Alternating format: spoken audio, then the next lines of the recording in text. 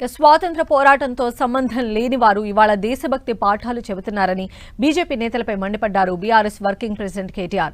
దేశం కోసం ప్రాణాలు అర్పించిన వారిని అవమానపరుస్తున్నారని చెప్పారు. కులం మతం పేరుతో ప్రజలను రెచ్చగొడుతూ పబ్బం గడుపుకుంటున్నారని మండిపడ్డారు. తన ఫ్యామిలీ ఆస్తులు పెంచుకోవడానికి రేవంత్ 18 గంటలు పనిచేస్తున్నారని ఎద్దేవా చేశారు. స్వాతంత్రం కోసం ప్రాణాలు అర్పించిన మహానుభావులను ఇవాళ ఉన్న పాలకులు అవమానిస్తూ ఉన్నారు.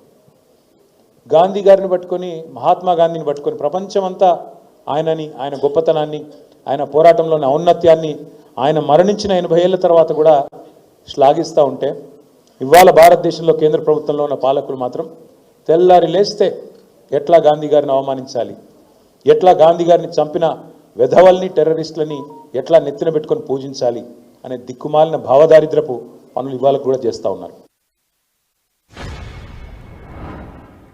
భారతదేశానికి స్వాతంత్రం వచ్చే ముందు ఇప్పుడున్న కేంద్రంలో ఉన్న పార్టీకి ఏ పాత్ర లేదు భారతదేశ స్వాతంత్రంలో. ఇవాళ వాళ్ళు కేంద్రంలో మనకు దేశభక్తి పాఠాలు చెప్తారు.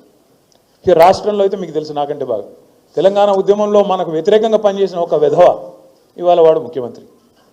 బాధ అనిపిస్తుంది. That is the situation in the country today. ఏం ప్రేమ ఉంటుంది ఆయనకి తెలంగాణ మీద? ఉంటుందా?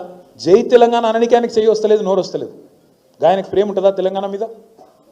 గట్లాంటి వాళ్ళు ఇవాళ ప్రభుత్వాధినేతలు అవుతున్నారు. ఎందుకు? ఎందుకంటే రాజకీయ నాయకుల్లో ఉండే ఒక భావదారిద్ర్యం ఒకవైపు, ప్రజల్లో ఉండే ఎకనామిక్ బ్యాంక్రప్సీ ఇంకోవైపు.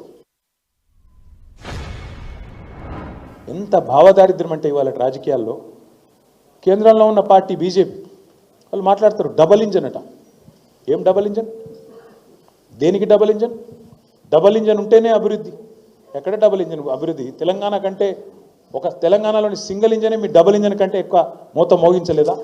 అద్భుతాలు చేయలేదా? ఒక్క రాష్ట్రం చూపెడతావా నీ డబుల్ ఇంజన్ రాష్ట్రం మాకంటే మెరుగ్గా పనిచేసింది? అయినా ఉండాల్సింది కేంద్రంలో ఉండే పాలకులకు డబుల్ ఇంజన్ కాదు కదా విధానం.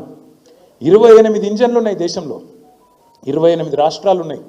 28 ఇంజన్లు ఎక్కడికక్కడ గట్టిగా ఛార్జ్ అయ్యి గట్టిగా ఉరికితే, ఒక ఇంజన్ ఇంకో ఇంజన్తో పోటీ పడి ఉరికితే అప్పుడు దేశం ఉరుకుతుంది.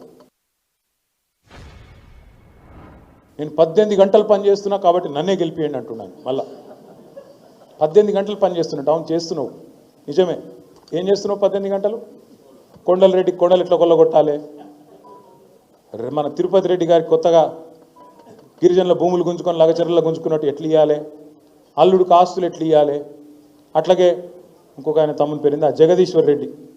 అంటే మొత్తాన్ని నీ కుటుంబాన్ని అదాని కుటుంబం కంటే పెద్దది ఎట్లా చేయాలి, గదే ఎజెండాలో పనిచేస్తున్నావు. నువ్వేం చేస్తున్నావు? లేకపోతే